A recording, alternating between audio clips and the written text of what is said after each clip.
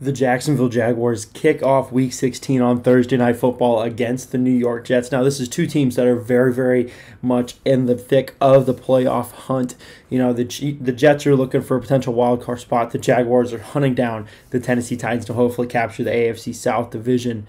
You know, to start the week off, Week 16 Thursday Night Football, here are three big matchups you should be watching in that game. Number one, Carl Lawson is someone that is having a very, very good season for the Jets thus far, but he is being overshadowed a ton by the fact that Quinnen Williams is having a very, very dominant season in the interior. Unfortunately, he is just being overshadowed by Quinnen Williams. Lawson is having himself a very good season. Like I said, he has 7 sacks for one of the best defenses in the National Football League and one of the best defensive lines, honestly, when they're 100%. With Walker Little having very, very little playing time this year, only having 51 total snaps, only 30 of those snaps are pass blocking snaps. I am incredibly trepidatious that Walker Little might just come in a little slow. He might come in a little underprepared against a guy that is having success getting after the quarterback, but also has been playing every week. He's used to this flow of the season and used to the play of the season.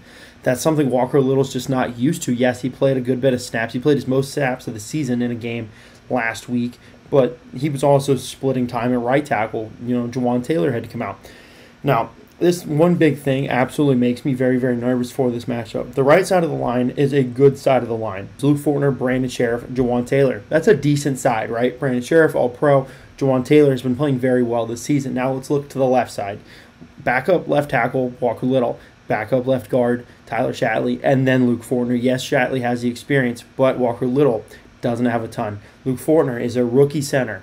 It's just, I definitely do think there's going to be a lot of opportunities for the Jets to just overpower that left side because of the amount of inexperience they have on it.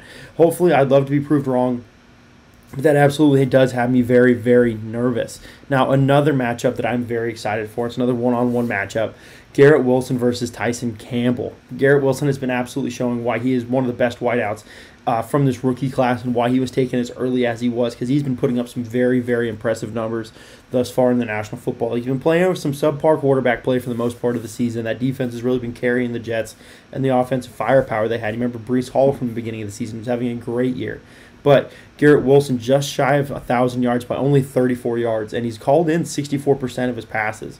He is somebody that has incredibly strong hands. He is somebody that has an incredible route-running acumen. Now, it is worth mentioning that his performance does change a little bit depending on who's throwing him the ball, whether it's Zach Wilson or Mike White. With all that being said, like I talked about, Garrett Wilson is an incredible route runner. That is something that Tyson Campbell is going to have to deal with the fact that the Jaguars play mostly zone at this point. But one very good thing that could be said is that Tyson Campbell had some of his best games this year and subpar weather conditions. You look at the last rain game he played in was up in Philadelphia. He allowed 2 of 4 targets for 24 yards, no scores with 1 pass breakup. I do think this is going to be one of the best marquee matchups of this game. Now, my final matchup is going to be a group-on-group matchup. It's the Jags front 7 versus this Jets running attack.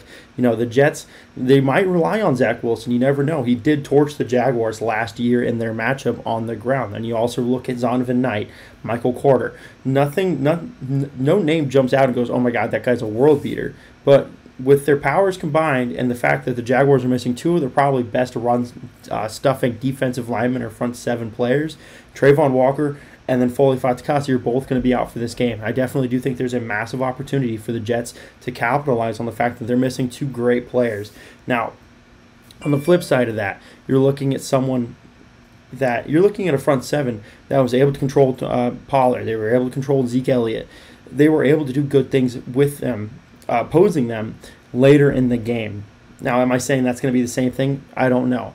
But Zach Wilson can be mobile as well, so Devin Lloyd, Foye Lukin are going to have to be on their toes, watching him, making sure that he doesn't get out of the pocket, making sure that he doesn't run for almost 100 yards like he did last week. I do think the Jags front 7 will be able to handle this matchup. I don't see any incredible talent coming from this in their running ability, but at the same time, when you're missing 2 huge players, that's a massive, massive red flag. Let me know your score predictions down below in the comment section. I'd love to have that conversation with you guys.